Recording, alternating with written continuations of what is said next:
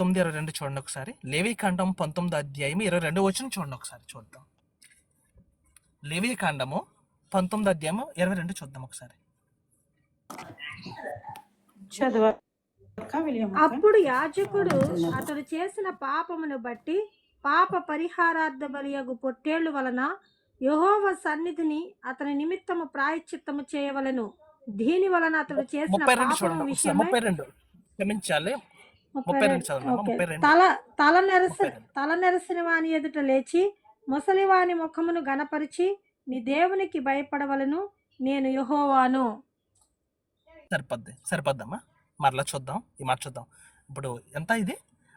లేవియకాండము 19:32. మరలా నేను చదువుతున్నాను, చాలా జాగ్రత్తగా దీన్ని మనం విందాం.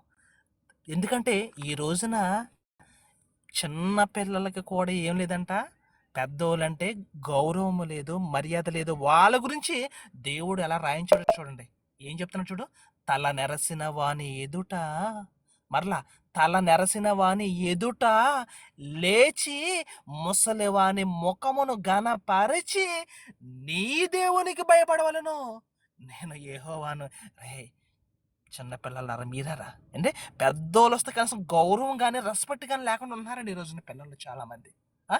పెద్దోళ్ళని కూడా పేరు పెట్టి పిలుస్తూ వాడు వీడు యారా ఊరే అంటూ ఎలా మాట్లాడుతున్నారండి నిజంగానే. ఏమండి? అందుకే చెబుతున్నాడు, రై తల నెరసిన వాని ఎదుటి పెద్దోళ్ళు వస్తున్నప్పుడు కూడా అండి ఇలా కాలు మీద కాల్సిన అలా కూర్చుంటారండి పిల్లలు కూడా, చిన్న పిల్లలండి. ఏమండి? అంటే పెద్దోళ్ళు వచ్చినప్పుడు కూడా ఒక గౌరవం కానీ మర్యాద కానీ అది లేదండి. అందుకే చెప్పాడు, దేవుడు రాయించాడు. ఏమించాడు? తల నెరసిన వాని ఎదుట లేచి మొదట నువ్వు లేచి ముసలివాని ముఖమును గణపరిచి నీ దేవునికి భయపడవలను. అంటే నువ్వెవరికి దేవునికి భయపడాలి చూసారా? మొదట ఏం చేయాలి? పెద్దవాళ్ళు వచ్చినప్పుడు నువ్వు లేచి వాళ్ళను గౌరవించు, ఆ ముసలివాని ముఖాన్ని నువ్వు గణపరచు. చూసారండి ఈ రోజున ఎంతమంది అండి ఈ రోజున ప్రియమైన వాళ్ళారా? అందుకే ఇక్కడ మర్యాద గురించి దేవుడు రాయించాడు. వెళ్దాం ఒకసారి చూద్దాం రండి. మరలా తిమోతికి రాసిన పత్రిక మరలా మనం చూద్దాం. 1 తిమోతి 3:2 ఏమంటాడు అక్కడ? అధ్యక్షుడగువాడు నిందారహితుడును, ఏకపత్ని పురుషుడును, మితానుభవుడును, స్వస్థ బుద్ధి గలవాడును, మర్యాదస్తుడును, అతిథి ప్రియుడును, బోధింపతగిన వాడునై ఉండి మద్యపానీయము కొట్టువాడును కాక సాత్వికుడును, జగడమాడని వాడును, ధనాపేక్ష లేనివాడునై సంపూర్ణ మాన్యత కలిగి తన పిల్లలను స్వాధీనపరుచుకొనుచు తన ఇంటి వారిని బాగుగా ఏలువాడునై ఉండవలెను. అది చూసారా?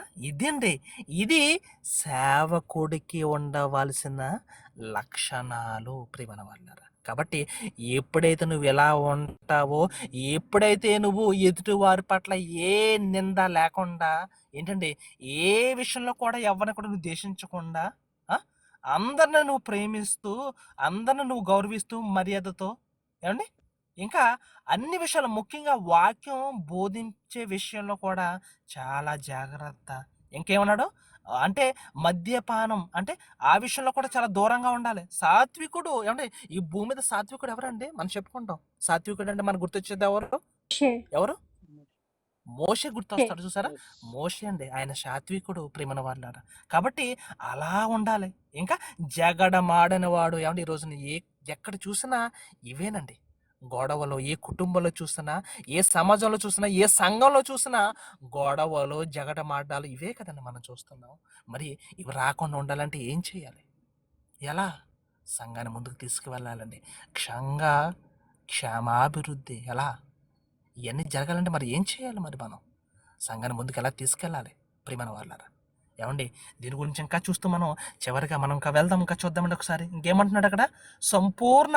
సంపూర్ణ మాన్యత కలిగి తన పిల్లలను స్వాధీనపరచుకొనొచ్చు, పిల్లలను కూడా భయభీతులు పెట్టేవాడై ఉండాలి. అంటే ఖచ్చితంగా ఒక సంఘానికి వాక్యాన్ని బోధిస్తూ సంఘాన్ని ముందుకు తీసుకెళ్తున్నా నీవు ఎలా ఉండాలి తెలుసా? మొదట నీ కుటుంబ విషయంలో, పిల్లల విషయంలో పిల్లల్ని క్రమంగా పెంచాలి నువ్వు. వారిని ఒక భయభక్తులు వారిని పెంచాలి నువ్వు. ఇంకేం చెప్తున్నాడండి? ఇంకేం చెప్పాడు ఆయన? ఇంకా తన వారిని ఇంటి వారిని బాగుగా బాగుగా ఏలువాడనై ఉండవలెను. ఏలువాడై ఉండవలెను. ఇవండి అధ్యక్షుడిగా ఉండవలసిన లక్షణాలు ప్రియమైన వాళ్ళారా. మరి దీని గురించి దేవుడు ఏం రాయించాడండి? ఎందుకంటే యేసుక్రీస్తుల వారు రాబోతున్నారు. మరి ఆయన వచ్చినప్పటికీ మరి మన సంఘంగా ఉండాలి కదండి. ఎందుకంటే మనకి పరీక్షలు పెడతారు కదా. అప్పుడు 7th క్లాస్‌లో పబ్లిక్ ఉండేదంట. తర్వాత 10th క్లాస్‌లో పెట్టారు. అలాగే ఇంటర్మీడియేట్‌లో, అలాగే డిగ్రీలో ఏదైనా ఒక జాబ్‌కెళ్ళినప్పుడు కూడా మనకి పరీక్షలు పెడతా ఉంటారు. మరి మనకి కూడా పరీక్ష ఉంటదండి. సంఘానికి కూడా ఏముంటది తెలుసా? పరీక్ష ఉంటది. ఆ పరీక్షలో మనం పాస్ అవ్వాలి మరి. అలా పాస్ అవ్వాలంటే ఏం చేయాలి? ఎందుకంటే దేవుడు ఏదైనా ఉరుకుతాడు. దేవుడు లెక్కల్లో చాలా స్ట్రిక్ట్ అండి నిజంగా. చాలా స్ట్రిక్ట్ ఉంటాడు దేవుడు. ఎందుకంటే దేనాన్ని విడిచిపెడతారు కానీ ఈ విషయంలో మాత్రం విడిచిపెట్టాడు. దేవుడు సంఘాన్ని లెక్కడగబోతాడు లెక్కండి. మరి దాని గురించి దేవుడు ఎక్కడ రాయించాడు? ఎక్కడుంది మరి? ఎందుకంటే సంఘ క్షేమాభివృద్ధి కదా మరి. అభివృద్ధి చెందాలంటే, సంఘం అభివృద్ధి చెందాలంటే మరి ఎలా? దేని గురించి దేవుడు ఎక్కడ రాయించాడని కనుక మనం చూస్తే ఒకసారి మనం వెళ్దాం. ప్రకటన గ్రంథంలోకి మనం వెళ్దాం. రండి ఒకసారి. ప్రకటన గ్రంథము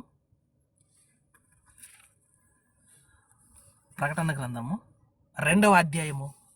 ప్రకటన గ్రంథము 2వ అధ్యాయము చూడండి. సంఘం గురించి చివరి దేవుడు ఇచ్చే రిజల్ట్స్ ఎలా ఉండబోతున్నాయో దేవుడు చెప్తూ రాయించిన మాటలండి.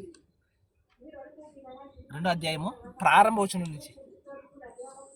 ఎఫెసులో ఉన్న సంఘపు దూతకిలాగు వ్రాయుము. 7 ఆ. నక్షత్రములు తన కుడి చేత పట్టుకుని 7 దీపస్తంభముల మధ్య సంచరించేవాడు చెప్పు సంగతులేవనగా, నీ క్రియలను, నీ కష్టమును, నీ సహనమును నేను ఎరుగుదును. నీవు దుష్టులను సహింపలేవని, అపోస్తులు కాకయే తాము అపోస్తులమని చెప్పుకొని వారిని పరీక్షించి వారు అబద్ధికులని నీవు కనుగొంటివనియు, నీవు సహనము కలిగి నా నామము నిమిత్తము భారము భరించి అలయలేదనియు నేను ఎరుగుదును. అయినను మొదట నీకుండిన ప్రేమను నీవు వదిలితివని నేను నీ మీద తప్పు ఒకటి మోపవలసి ఉన్నది. నీవు ఏ స్థితిలో నుండి పడితివో అది జ్ఞాపకం చేసుకుని మారు మనసు పొంది ఆ మొదటి క్రియలను చేయుము. అట్లు చేసి నీవు మారు మనసు పొందితేనే సరి. లేని ఎడల నేను నీ యొద్దకు వచ్చి నీ దీపస్తంభమును దాని చోట నుండి తీసివేతును. అయితే ఈ ఒకటి నీలో ఉన్నది, నికోలాయితుల క్రియలు నీవు ద్వేషించుచున్నావు, నేను కూడా వీటిని ద్వేషించుచున్నాను. చెవి గలవాడు ఆత్మ సంఘములతో చెప్పుచున్న మాట వినుగాక. జయించు వానికి దేవుని పరదైసులో ఉన్న జీవ వృక్ష ఫలములు భుజింపనిత్తును.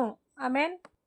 సరిపోద్ది. దేవునికి స్తోత్రం. ప్రియమైన వాళ్ళారా, ఈ యొక్క వచనాలని మనం చాలా జాగ్రత్తగా మనం పరిశీలిస్తే ప్రియమైన వాళ్ళారా, ఏమండి, ఎపిస్సులో ఉన్న సంఘానికి దేవుడు రాసిన మాటలో ఇందులో ఎన్నో హెచ్చరికలు ఉన్నాయి. మరి ఈ రోజున సంఘాలు ఎలా ఉంటున్నాయి? సంఘం ఎలా ఉంటుందండి? ఎలాంటి స్థితిలో ఉంటుంది? దాని గురించి దేవుడు రాయంతో చెప్తున్నాడండి. ఎలాగో తెలుసా? 7 నక్షత్రములు తన కుడి చేత పట్టుకుని 7 దీపస్తంభముల మధ్య సంచరించువాడు ఎవరో తెలుసా? ఎవరండి? మన ప్రభు అయిన యేసుక్రీస్తుల వారు ఆయన చెప్పే సంగతులు అంటే ఏం చెప్పబోతున్నాడో సంఘం గురించి కనుక ఆలోచిస్తే ఇదిగో ఇది ఏంటి?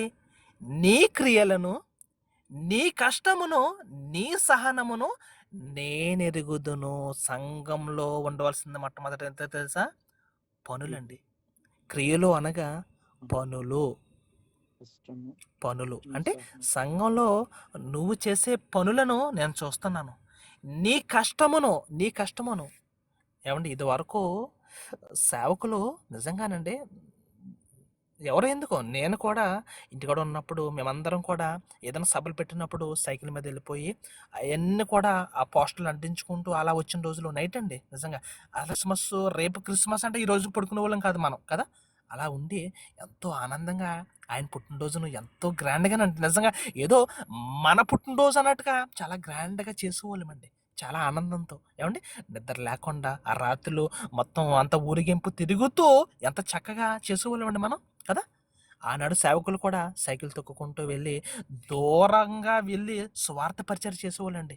అలా చేసి ఎంతోమంది ప్రియమైన వాళ్ళారా దేవునిలో తనువు చలించిన వారు ఎంతోమంది ఉన్నారండి ప్రియమైన వాళ్ళారు. అందుకే దేవుడు సంఘంలో మనం పడుతున్న కష్టాన్ని చూస్తాడంట. నువ్వు సంఘం కొరకు నువ్వు ఏ కష్టపడుతున్నావో, నువ్వు ఏ పనులైతే చేస్తున్నావో ప్రతీదీ చూస్తాడు. మరి సంఘాన్ని గురించి మరి ఎవరికైనా నువ్వు దేవుని మాటలను నువ్వు షేర్ చేస్తున్నావా? దేవుని మాటలను ఎవరితో పంచుకుంటున్నావా నువ్వు? సంఘంలో చెప్పబడిన ప్రతి మాటను నీ కుటుంబస్తులతో నువ్వు పంచుకుంటున్నావా? నీ బిడ్డలకు నువ్వు చెబుతున్నావా? నీ పొరుగు వారికి, నీ స్నేహితులకు, నీ బంధువులకు మరి వాటిని చెబుతున్నావా? చెబుతున్నారండి ఎంతమంది? చూడండి ఏమంటున్నాడు ఆయన, సంఘంలో నువ్వు చేసే నీ క్రియలను, నీ కష్టమును, నీ సహనము కూడా ఉండాలండి. సహనం లేకపోతే చాలా కష్టం ప్రియమైన వాళ్ళారా. ఈ రోజున కొంతమంది సహనం కోల్పోయి మాట్లాడుతూ ఉంటారు, కానీ సహనం అనేది చాలా ప్రాముఖ్యం అండి. దేవుడు అందుకే మూడో మాటగా రాయించాడండి. అది మూడో మాటగా అంటే సంఘంలో మొట్టమొదట ఉండవలసింది ఏంటంట? పనులు, క్రియలు అనగా పనులు ఉండాలి. ఇంకేంటో తెలుసా? ఇంకేం ఉండాలండి? పనులంట. ఇంకా కష్టము, కష్టపడాలి. నువ్వు సంఘం కొరకు కష్టపడాలి. ఎందుకంటే ఏమండి, ఒక ఇల్లు ఎలా పడాలి కట్టారండి, అర్థమైందా? ఒక కాంక్రీట్ వేసేటప్పుడు ప్రతి దానికి కొలత ఉంటుంది కదా. సిమెంటు, ఇసుక అది కూడా ఇనబడితే వేసేయకూడదు, దానికి ఒక కొలత ఉంటుంది.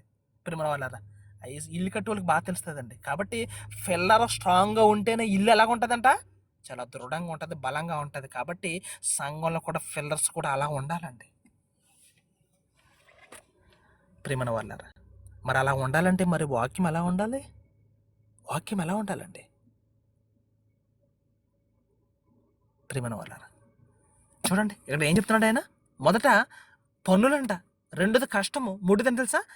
నీ సహనమును నేను ఎరుగుదును. అంటే దేవుడు ప్రతీది చూస్తాడంట సంఘంలో చేసేది. ఇంకేమంటున్నాడు ఆయన, నీవు దుష్టులను సహింపలేవనియు అపొస్తలులు కాకయే తాము అపొస్తలులమని చెప్పుకుని వారిని పరీక్షించి వారు అబద్ధికులని నీవు కనుగొంటివనియో. అబ్బాయి విషయంలో దేవుడు మెచ్చుకుంటున్నాడు. నీవు సహనము కలిగి నా నామము నిమిత్తము భారము భరించి ఆలయ లేదనియో నేనెరుగుదును. అబ్బా, చాలా కష్టపడ్డావయ్యా నువ్వు సంఘం కోసం. అమ్మా, మీరు సంఘం కోసం చాలా కష్టపడ్డారండి. మీరు చేసిన పనులు, మీరు చేసిన క్రియలు, ఏమండి, మీ సహనం అన్నీ కూడా నేను చూశానండి. చాలా కష్టపడ్డారు మీరు సంఘం కొరకు. కానీ ఇదిగో ఇవన్నీ ఉన్నాయి, కానీ నీ మీద ఒక తప్పు మోపుతున్నాను, ఒకే ఒక్క తప్పు. ఏంటి?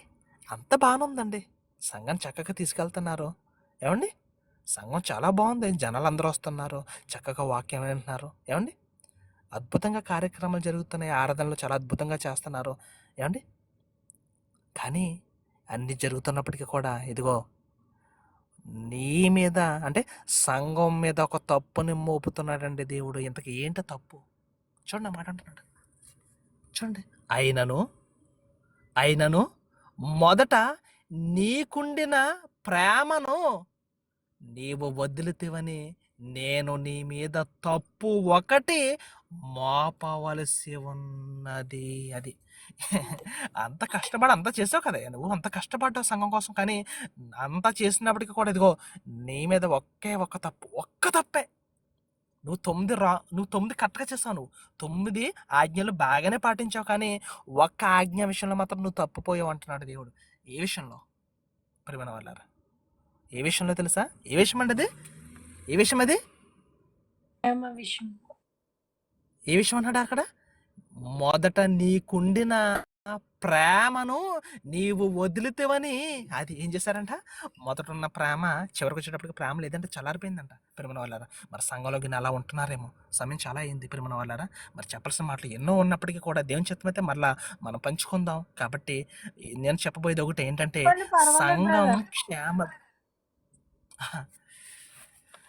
కాబట్టి సంఘం క్షేమాభివృద్ధి అంటే క్షేమంగా అభివృద్ధి చెందాలంటే మొట్టమొదటి మనం చేయవలసిన పనులు ఏంటో తెలుసా? సంఘంలో కష్టపడాలి, పనులు చేయాలి, ఏమండి, అందరిని ఆహ్వానించాలి. ఎదుటి వారికి ఈ యొక్క లింకు లేకపోతే ఏదైతే ఉందో దాన్ని షేర్ చేసి ఎదుటి వాళ్ళని కూడా మనం ఆహ్వానించాలి. ఏమండి, ఒకవేళ రాకపోయినప్పటికీ ఏం పర్వాలేదు, ఎందుకంటే దేవుడు లెక్క అడుగుతాడు. ఎందుకంటే అది మీకు పర్లేదు, మీకు పాస్వర్డ్లు వచ్చేస్తాయి, ఎందుకంటే మీరు పంపించారు, మీరు తప్పేమీ లేదు. కానీ అవతల వాళ్ళు చూసి కూడా వదిలేశారంటే అది తప్పు ఖచ్చితంగా. ఓకేనా? ప్రియమైన వాళ్ళారా. కాబట్టి సంఘంలో ఎన్ని చేసినప్పటికీ కూడా, ఎన్ని ఉన్నప్పటికీ కూడా ప్రేమ లేకపోతే ఏమన్నాడు? సున్నారా నాయన అంటున్నాడు, సున్నా. ప్రియమైన వాళ్ళారా, ఎందుకంటే అన్నీ చేసి కూడా నువ్వు సహోదరుని కనుక ప్రేమించకపోతే నీ ప్రార్థన కూడా నేను అసలు అసలు నీ ప్రార్థన విన్నావు, నువ్వు ప్రార్థన చేయొద్దన్నాడు దేవుడు. మత్తయి సువార్త తీయండి ఒకసారి, మత్తయి సువార్త. యేసుక్రీస్తు వారు చాలా చక్కగా చెప్పాడండి ఆ మాటను. మత్తయి సువార్తలో చూడండి, యేసుక్రీస్తు ప్రభుల వారు ఏం చెప్పాడో చూడండి ప్రేమ గురించి. మత్తయి సువార్త ఎంతది? 5వ అధ్యాయం కదా, 5వ అధ్యాయము చూద్దాం ఒకసారి మనం. ప్రియమైన వాళ్ళ 5వ అధ్యాయంలోకి మనం వెళ్దాం ఒకసారి. 5వ అధ్యాయము 22 చూడండి ఒకసారి. 22 నుంచి చూడండి చాలా జాగ్రత్తగా. నేను మీతో చెప్పినది ఏమనగా వాయిస్ నాకు నేను మీతో వినిపించట్లేదు, అందరికి చెప్పినది వినిపించట్లేదమ్మా. ఏమనగా తన సహోదరుని మీద కోపపడు ప్రతివాడు విమర్శనకు లోనగును. తన సహోదరుని చూచి వ్యర్థుడా అని చెప్పువాడు మహాసభకు లోనగును. ద్రోహి అని చెప్పువాడు నరకాగ్నికి లోనగును. కావున నీవు బలిపీఠం వద్ద అర్పణమును అర్పించుచుండగా నీ మీద నీ సహోదరునికి విరోధము ఏమైనాను కలదని అక్కడ నీకు జ్ఞాపకము వచ్చిన ఎడల సరిపోదు బ్రదరు. ఓకే ఓకే ఓకే అమ్మా, సరిపోద్ది, నేను చదువుతాను. ఓకే అమ్మా, దీన్ని నేను కంప్లీట్ చేస్తాను, జాతకనండి. ఇక్కడ యేసుక్రీస్తు ప్రభుల వారు చెబుతూ ఒక మాట అక్కడ నిందేశాడు కదా. ఏంటని నింద? సంఘం మీద యేసుక్రీస్తు ప్రభుల వారు నిందేశాడండి. ఏ నింద అది? మొదట నీకుండిన ప్రేమను ఏమన్నాడైనా నీవు వదిలితేవని, ఇదిగో నీ మీద ఒక నింద ఒకటి మోపవలసి ఉన్నది అన్నాడు. ఇంతకని నింద ఏంటంటే ప్రేమను వదిలేశాడండి. సంఘంలో ఏం లేదంట, అన్నీ ఉన్నాయి. సంఘంలో అన్నీ ఉన్నాయి, కానీ సంఘంలో ఒకటి మాత్రం లేదు. అదేంటి తెలుసా? ప్రేమ లేదు. దాని గురించి దేవుడు చెప్పాడండి. ఏం చెప్పాడు తెలుసా? చూడండి, మొదట నరహత్య చేయవద్దు, నరహత్య చేయవాడంట. విమర్శకు లోనవుతాడు. ఈ విషయం పూర్వీకులతో చెప్పాడండి, ఇది మనకు తెలుసు. అయితే నేను మీతో చెప్పున్నదేమనగా, ఇదిగో తన సహోదరుని మీద అంటే నీ అక్కో, లేకపోతే నీ చెల్లో, నీ అన్నో, నీ తమ్ముడో, లేకపోతే మీ మాంగారు ఎవరో, నీ ఫ్రెండో ఎవరోనండి, తన సహోదరుని మీద అని ఉన్న చోట ఒకటి ఉంది చూడండి. అక్కడ ఒకటి ఉంటుంది చూడండి, ఖచ్చితంగా ఒకటి. ఆ ఒకటి పుట్టినోట్లో ఏముందో చూడండి అక్కడ, చాలా జాగ్రత్తగా ఇది మనకు తెలియాలి. ఒకటి దగ్గర ఏమనుంది? కింద పుట్టినోట్లో చూడండి, ప్రాచీన నిమిత్తముగా అని పురాతనలో కూర్చబడి ఉన్నది. అది నిర్నిమిత్తముగా అని ఏంటంట? కూర్చబడి ఉన్నది. నిర్నిమిత్తంగా అంటే ఏ కారణం లేకుండా. ఏమంటే చాలా మంది కూడా ఉత్తూరుగానే కోపపడిపోతారండి. పాపం అవతల ఏం తప్పు చేయరు, వాళ్ళు ఏమనలేదు, కానీ వాళ్ళు ఏం చేయనప్పటికీ కూడా ఊరికనే కోపం పడిపోతుంటారని కొంతమంది. ప్రియమైన వాళ్ళారా, అదే అంటున్నాడు ఆయన. ఏమంటున్నాడు? తన సహోదరుని మీద కోపపడు ప్రతివాడు దేనికి లోనవుతాడంట? విమర్శకు లోనగును అంటున్నాడు. ఇంకా తన సహోదరుని చూసి, రే వేస్ట్ ఫెలో, నువ్వు వేస్ట్ రా, నువ్వు వేస్ట్ ఫెలో అంటారు కదా, దాని గురించి చెప్తున్నాడు దేవుడు. ఏమంటాడు? వ్యర్థుడా అంటే ఏంటండి? వేస్ట్ ఫెలో అంటారు కదా, అదే. కాబట్టి వ్యర్థుడని కనుక పొరపాటున కనుక నీ నోటిన మాట కనుక వచ్చిందా వేస్ట్ ఫెలో అని, ఖచ్చితంగా నిన్ను తీసుకెళ్ళి దేవుడు అక్కడ అప్పచెప్పేస్తాడు తెలుసా? ఎక్కడ? సభలండి. ఏంటి ఇక్కడ జరుగుతుంది? మన ఏం సభ ఇది? మన మహాసభ. కానీ ఈ సభలకు మించిన మహాసభలు ఎక్కడ జరుగుతాయి తెలుసా అండి? పరలోకంలో జరుగుతాయండి. తెలుసు కదా మీకు? ఇది తెలియాలంటే మీరు చరిత్రలోకి వెళ్తే కనుక యోబు గ్రంథంలో చూస్తే మీకు 1వ అధ్యాయంలో స్పష్టంగా ఉంటుందండి. అక్కడ సభ జరుగుతుంది. దేవుడు కదా, తెలుసు కదా అమ్మ. తెలియపోతే కనుక నన్ను చెప్తాను, ఒకవేళ వెళ్దామంటే వెళ్దాం. మీకు తెలుసు అంటే కనుక చెప్పండి, ఓకేనా? ఆ సభ తెలుసు కదా, ఆ సభకు ఒకడు వెళ్తాడు. ఎవరు? అటు ఇటు తిరుగుతూ భూమి మీద అపవాదండి. అపవాది వెళ్తాడు కదా, రైట్. అక్కడ ఏం జరుగుతుంది? ఆ సభ అది అక్కడ నిలబెడతారన్నమాట దేవుడు. నన్ను ఎందుకు నిలబెడతారు తెలుసా? నిన్ను కారణం ఏంటి తెలుసా? నువ్వు ఒకళ్ళని పట్టికి నువ్వు వ్యర్థుడా అన్నావు. ఎలా వ్యర్థుడు అంటావంటే తెలియకడతాను. దేవుడు ఏ కారణం లేకుండా ఏ మనిషిని పుట్టించాడండి. ఇది తెలుసుకోక చాలామంది చెదిరిపోతున్నారు, చాలామంది కాలాన్ని వెచ్చించేస్తున్నారండి. కానీ ఏ కారణం లేకుండా ఎవ్వరూ పుట్టరండి. మానవుడా, కారణ జన్ముడా, నీ జన్మకు కారణముంది. అర్థము తెలియక నీవు వ్యర్థముగా బ్రతుకకు, పరమార్థముందని. అర్థమైందా? ఈ పాట తెలుసు కదండి. మానవుడా, కారణ జన్ముడా, నీ జన్మకు కారణముంది. అర్థము తెలియక నీవు వ్యర్థముగా బ్రతుకకు, అర్థము తెలియక నీవు వ్యర్థముగా బ్రతుకకు, పరమార్థమున్నదని ప్రభు కొరకే బ్రతకమని, పరమార్థమున్నదని ప్రభు కొరకే బ్రతకమని. మానవుడ, కారణ జన్ముడా, నీ జన్మకు కారణముంది. ఏమండి, దేవుడు ఈ సృష్టిలో ప్రతిదీ నీకోసమే కదా చేశాడు. చెట్టు అండి, చెట్టు ఎన్ని ఫలాలు ఇస్తుందండి. ఏమండి, ప్రతి నెల మన కొబ్బరి చెట్టు ఉంటుంది. ఏమండి, 2 నెలలకు 3 నెలలకు దింపు తీస్తూ ఉంటారు కదా. మామిడి చెట్టు ఎన్ని ఫలాలు ఇస్తుందండి. ఏమండి, జీవితకాలం కూడా ఇస్తూ ఉంటుందండి మనకి. ఎన్ని రకాల పళ్ళు పెట్టాడండి. అరటిపళ్ళు 5,000 రకాల అరటిపళ్ళు ఉన్నాయండి భూమి మీద. దేవుడు ప్రతిదీ నీ కోసం చేశాడు కదా. ఇన్ని చేసి ఇంతలా చేస్తే, నువ్వు బ్రతకాలని నీ కోసం చేస్తే, మరి పక్కోడిని పట్టుకుని నువ్వు ఎలా వేస్ట్ ఫెలో అంటావు చెప్పు? వ్యర్థుడని నువ్వు ఎలా అంటావు చెప్పు? వద్దండి. అందుకే దేవుడు చెప్తున్నాడు, నువ్వు గనక పొరపాటున గనక అలా అన్నావనుకో, ఇదిగో నిన్ను తీసుకెళ్ళి మహాసభకు అప్పచెప్పేస్తానంటున్నాడండి దేవుడు. ఏం క్వశ్చన్ తెలుసా? అసలు పొరపాటున కూడా చూడండి, ద్రోహి అనే మాట రాకూడదంట చెప్తున్నాడు అక్కడ దేవుడు. ఏమంటున్నాడు చూడండి, ద్రోహి అని చెప్పువాడు చెప్పువాడు నరకాగ్నికి లోనగును. లోనగును ప్రియమైన వాళ్ళ అంటే వాక్యాలు చెప్పే వాళ్ళు కూడా నిజంగా ఈ రోజున ఇదేనండి, సంఘం చిన్న భిన్నమైపోవడానికి కారణం ఇదే. కాబట్టి చాలా జాగ్రత్త. మాట కాలు జారితే మనం తీసుకోవచ్చు, కానీ నోట మాట జారితే మనం తీసుకోలేమండి, చాలా కష్టం. కాబట్టి ఏదైనా సరే సమయోచితముగా పలుకోబడిన మాట అన్నాడు దేవుడు. కాబట్టి సమయోచితంగా మాట్లాడాలండి. మనలో ప్రేమ ఉండాలి. ఆ ప్రేమ లేకుండా నువ్వు ప్రార్థన చేస్తే నేను అస్సలు నీ ప్రార్థనను అంగీకరించను, మొదట వెళ్ళి నువ్వు సమాధానం పడిపో అంటాడు దేవుడు. చూడండి కింద చెప్పాడు ఆ మాట, కింద చెప్పాడు చూడండి ఆ మాట.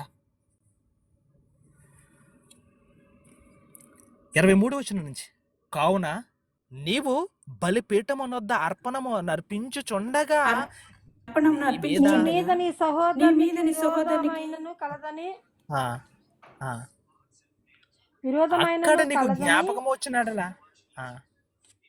Yes.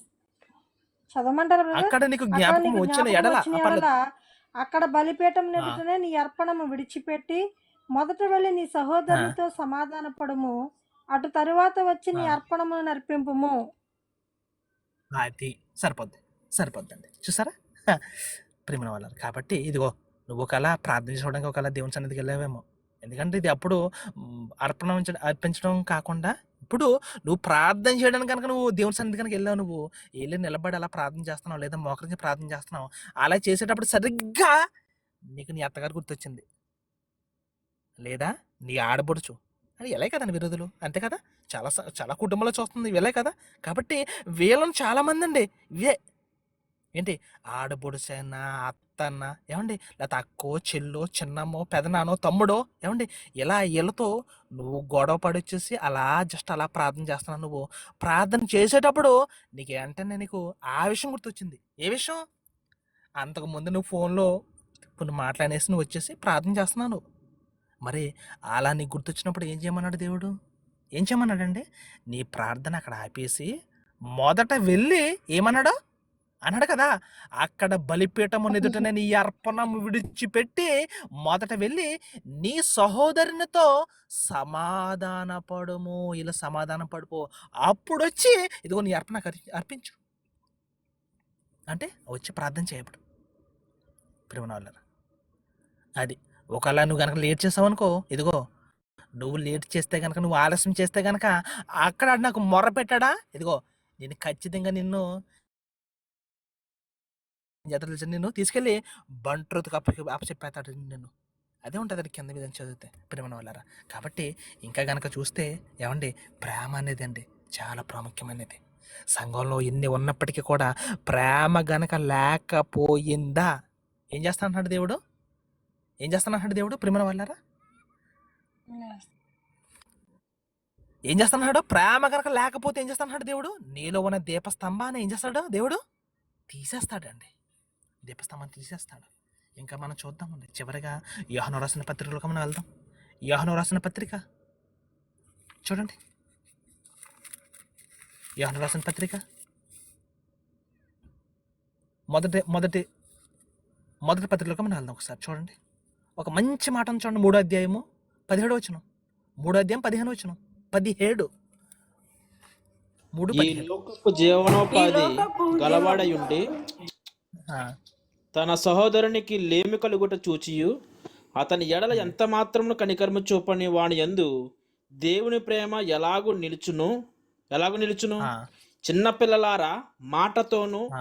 నాలుకతోను కాక క్రియతోను సత్యముతోను ప్రేమింతము. ఆమేన్. సరిపోద్ది. చూసారా? సరిపోద్ది. దేవుని స్తోత్రం. God bless you brother. చూసారా ఏమంటాడండి? ఈ లోకపు జీవనోపాధి గలవాడై ఉండి అంటే నీకు ఉద్యోగం ఉంది, నెలకి నువ్వు ఎంతో కొంత సంపాదిస్తున్నావు. ఎంత సంపాదించినప్పుడు కూడా ఇదిగో నీ పక్కనే ఉన్నారండి ఒక ఫ్యామిలీ, కానీ వాళ్ళకి పాపం ఏమీ లేదు. తినడానికి తిండి లేదు, చాలా ఇబ్బంది పడుతున్నారు, కట్టుకోవడానికి బట్టలు లేవు, ఏమీ లేవు. మరి అలాంటప్పుడు వాళ్ళని చూసి కూడా నువ్వు వదిలేస్తావా? అంటే అంటే అతని ఎడల ఎంత మాత్రమును కనికరము చూపని వాని యందు దేవుని ప్రేమ ఎలాగూ నిలుస్తుంది అంటున్నాడు ప్రియమైన వాళ్ళారా. మరి అలాంటి వాళ్ళు ఉన్నారేమో ఒకసారి ఆలోచించుకోండి ప్రియమైన వాళ్ళారా. మనం అలా ఉంటున్నామండి. ఏమండి?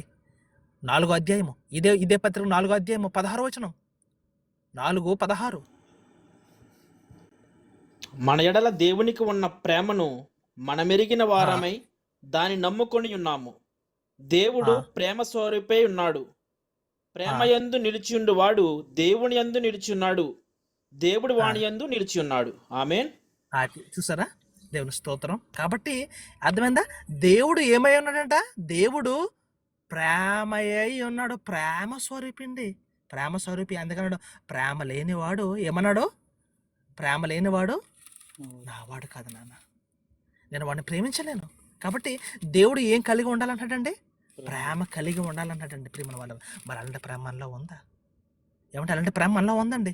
ఈ లోకంలో ఏది శాశ్వతం కాదండి ప్రేమ వాళ్ళ. సంఘాన్ని ముందుకు తీసుకువెళ్ళాలంటే, సంఘాన్ని బలపరచాలంటే మనం మొట్టమొదటి చేయవలసిన పని ఏంటో తెలుసా? మొట్టమొదటి నీలో ఉండాల్సింది పనులు చేయాలి. నువ్వు సంఘం కొరకు నువ్వు కష్టపడాలి. 3వది ఏంటో తెలుసా? నీలో ఉండవలసింది సహనము. ఇక చివరగా వచ్చేస్తే అన్నిటికన్నా ప్రాముఖ్యమైనది ప్రేమ, లవ్. God is love. దేవుడు ఏమై ఉన్నాడంట? ప్రేమ అయి ఉన్నాడండి. మరి అలా మనం ప్రేమిస్తున్నాం. మనం ప్రేమ వాళ్ళారా సంఘంలో ప్రేమ కలిగి ఉంటున్నామండి. తోటివారి పట్ల మనం ఎలా ఉంటున్నామండి? ఏమండి? సమరయుడు గురించి తెలుసు కదండి మీకు. సమరయుడు గురించి తెలుసు కదా? సమరయుడు అండి దారిని పోతూ వెళ్ళినప్పుడు ఏమండి జరుగుతుందండి నిజంగా. అతన్ని ఒక బందిపోటు దొంగలు వచ్చేసి ఏం చేస్తారండి? అతను దోచుకుంటారు. అది కాకుండా అతను కొట్టి పడేస్తారండి కింద. దెబ్బలతో పడున్నప్పుడు ఆటే దారిలో వెళ్తూ ఉంటాడండి ఒక యూదుడు. చూసి చూడనట్టు వెళ్ళిపోతాడు. మనకెందుకులేని.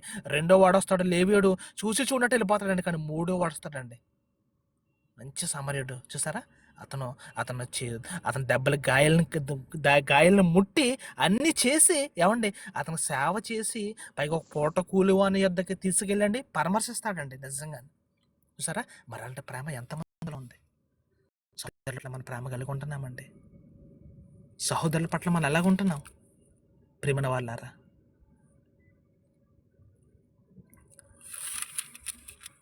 యోహాను రాసిన పత్రిక చూడండి. ఒకసారి చూడండి ఈ మాట ప్రేమన వాళ్ళారా. ఒకసారి మనం 3వ అధ్యాయం మనం చూద్దామండి. 3వ అధ్యాయము చూద్దామండి. ఒకసారి ఇందులో ఒక మాట ఉంటుంది. అంటే నేను దేవుని ప్రేమిస్తున్నాను అని చెప్తున్నాడు, కానీ ఇంతకీ కంటి ముందు ఉండే సహోదరుని కూడా ప్రేమించలేకపోతున్నాడు కదండి. దాని గురించి దేవుడు ఏం రాయించాడు అనేది మనం చూద్దాం ప్రేమన వాళ్ళారా. ఇదే పత్రిక ఒకసారి మనం వెళ్దాం. ఒకసారి చెప్పగానే మనం ఇంకా వెళ్దాం. సమయం కూడా చాలా అయిపోయింది కాబట్టి నేను త్వరగా ముగించేస్తాను ప్రేమన వాళ్ళారా. 15 చదవమంటారు బ్రదర్? 3:15. 20 చదవండి. 4:20 బ్రదర్ సరిపోద్ది. 4:20. ఎవడైనను నేను దేవుని ప్రేమించున్నానని చెప్పి తన సహోదరుని ద్వేషించిన ఎడల అతడు అబద్ధికుడగును. తాను చూచిన తన సహోదరుని ప్రేమింపని వాడు ఆ, చదవండి brother. Continue ప్రేమింపని చేయండి. వాడు ఆ, తాను చూడని దేవుని ప్రేమింపలేడు. ఆమేన్. ఆ, అది చూసారా ప్రియమైన వాళ్ళారా? అంటే సంఘంలో అన్నీ ఉంటున్నాయి కానీ ఏముంటుందంటే ప్రేమ కొరవైపోయిందండి. అందుకే చెప్తున్నాడు, ఎవడైనాను ఇదిగో నేను దేవుని ప్రేమించుచున్నానని చెప్పి తన సహోదరుని ద్వేషించిన ఎడల అండి. అక్కడ మన లోకస్వార్తలు చూస్తాం, గుర్తుందా మీకు? ఇద్దరు ప్రార్థన చేయడానికి వెళ్తారు కదండి, తెలుసు కదా? ఇద్దరు ప్రార్థన చేయడానికి వెళ్తారు. అందులో ఒకడు పరిసయుడు, మరొకడు ఎవరు? సొంకరి. సొంకరండి. అంటే పరిసయుడు చేసిన ప్రార్థన, సొంకర చేసిన ప్రార్థన. పరిసయుడు ఏమండి, నేను వారానికి ఇన్ని మార్లు పోస్తున్నాను, ఇన్ని మార్లు ఇలా ఉంటున్నాను, అలా ఉంటున్నాను చెబుతూ, ఇదిగో దేవా నేను ఇలా ఉండనందుకు మీకు స్తుతులు అని చెప్తున్నాడు. వీడిలాగా అంటే ఎప్పుడు చూసినా పక్కోల్ని దెప్పుతూ అంటారండి చాలామంది. పక్కోళ్ళ కోసం చెప్తా ఉంటారు. కాబట్టి ప్రియమైన వాళ్ళారు, ఇవి వద్దండి, ఇవి వద్దు, వీటిని మానేద్దామండి మనం. ఏమంటున్నాడు అక్కడ అక్కడ అక్కడ అక్కడ పరిసయుడు చేసిన తప్పేంటో తెలుసా అండి? మొట్టమొదట అసలు పక్కోడిని గురించి మాట్లాడుతూ ఎత్తి ప్రార్థన చేస్తున్నాడండి. కానీ పాపము ఏమండి, నిజంగానండి ఆ శంకర్ అలా ప్రార్థన చేశాడు తెలుసా ఏమండి? ఆకాశం వైపు కన్నులు ఎత్తడానికి కూడా ధైర్యం చాలక ఏమండి రొమ్ము కొట్టుకొనుచు, దేవా పాపినైన నన్ను కరుణించమని పలికెను. ఒకే ఒక్క ప్రార్థన చేశాడండి. దేవా నేను పాపినయ్యా, నేను పాపం చేశానండి, నన్ను కరుణించండి అయ్యా అని ప్రార్థన చేసినప్పుడు దేవుడు ఎవరి ప్రార్థన అన్నాడండి? ఎవరి ప్రార్థన అన్నాడు? ఏమండి అక్కడ ఉపవాసాలు చేసి తనకు వచ్చిన రాబడిన అంతట్లో కూడా దేవునికి ఇస్తున్నప్పటికీ కూడా ఏమండి ఈ ఉపవాసాలు చేసి దేవుని పనులు చేస్తున్న అతని ప్రార్థన విన్నాడా? లేదా తప్పు చేశానన్న పశ్చాత్తాపంతో ఉన్న ఇతని ప్రార్థన విన్నాడు దేవుడు? ప్రేమను వాళ్ళారా, ఈరోజు మనం అలా ఉంటున్నామేమో సంఘంలో. చాలా జాగ్రత్త ప్రియమైన దేవుని సంఘమా, దేవుని బిడ్డలారా, మీరు ఈ విషయంలో చాలా జాగ్రత్త. అందుకే అంటున్నాడండి, ఏమంటాడండి? నేను దేవుని ప్రేమించుచున్నానని చెప్పి తన సహోదరుని ద్వేషించిన ఎడల, ఇదిగో నువ్వు అబద్ధికుడురా, నువ్వు అబద్ధికురాలివి. నువ్వు అంటే అంటే కళ్ళ ముందు ఉండే నీ సహోదరుని ప్రేమించలేకపోతున్నావు కదా నువ్వు. మరి నేను కళ్ళం పడను కదా నాన్న. నేను యోహాను సువార్త ఉంటది కదండి, 4:24 ఉంటది. దేవుడు ఎవరు అంట? దేవుడు ఆత్మ. దేవుడు ఆత్మ. అంటే అంటే కనబడని నన్ను ఎలా నువ్వు ప్రేమిస్తున్నావు అని చెప్తావు? కాబట్టి ప్రేమ వాళ్ళారా, ఏదైనా ఇవన్నీ కనుక ఉంటే నీలో తీసివేయి. ఇవన్నీ తీసేద్దామండి. మరి మనం సంఘాన్ని ముందుకు తీసుకువెళ్దామా? సంఘం అనేది మాటలు కాదండి. సంఘం అంటే దేవుని రాజ్యము. ఈ రాజ్యంలో ఉన్న మనము తప్పకుండా మనం బుద్ధి కలిగిన కన్యకలు ఎలాగైతే తమ దివిటిల్లో నూనె పొసుకిన తైలం విసుకుని ఎలా సిద్ధపాటు కలిగి పెండ్లి కుమారుని రాక కొరకు కనిపెట్టుకుని ఉన్నారో, మరి మనం కూడా అలా ఉందామండి. ఈ సహవాసంలో అలా ఉందామండి. దేవుని కొరకు బ్రతుకుదామండి. తోటి వారి పట్ల ప్రేమ కలిగి ఉందాం. ఈ సంఘాన్ని మరింత ముందుకు తీసుకువెళ్దాం. ఒకవేళ మీలో ఏదైనా విభేదాలు, భేదాభిప్రాయాలు ఉంటే కనుక ఇప్పుడే సమాధానం పడిపోండి. మీ అత్తలతో, లేదా మీ చెల్లెళ్ళతో, మీ తమ్ముళ్ళతో, మీ అన్నలతో, ఎవరితో సరే మీరు ఖచ్చితంగా సమాధాన పడలేదా? దేవుడు నెరలో చెప్తానండి, దేవుడు ఖచ్చితంగా మీ ప్రార్థన మాత్రం విన్నాడు. కాబట్టి మీరు మొదట వాళ్ళతో సమాధానం పడండి. సమాధానం పడిచి అప్పుడు మీరు ప్రార్థన చేయండి. ఖచ్చితంగా మీ ప్రార్థనకు దేవుడు ఖచ్చితంగా జవాబిస్తాడండి. ఇది నన్ను వాక్యాన్ని బట్టి నేను చెప్పగలిగానండి ఖచ్చితంగా. మరి అలా ఉందామండి. దేవుని కృప కొరకు కనిపెడదాం మనం. ఏమండి మరి ప్రతి ఒక్కరు కూడా ఈ క్షేమాభివృద్ధి కొరకు మీరు అందరూ కూడా ప్రార్థన చేయండి. మన సాహసంలో మనం అందరం కూడా ఇంకా బలపడి మరి ఇంకా దేవునిలో మనతో పాటు మన కుటుంబాన్ని కూడా మరి బలపరుచుకొని దేవుని కొరకు బ్రతకాలని తెలియజేస్తూ ఈ మాటలను ముగిస్తున్నాను. దేవుడు మిమ్మలను, మీ కుటుంబాలను దేవుడు దీవించి మిమ్మలను ఆశించును గాక. ఆమేన్. అందరికీ వందనాలండి. నాకు ఈ అవకాశం ఇచ్చిన మీ ప్రతి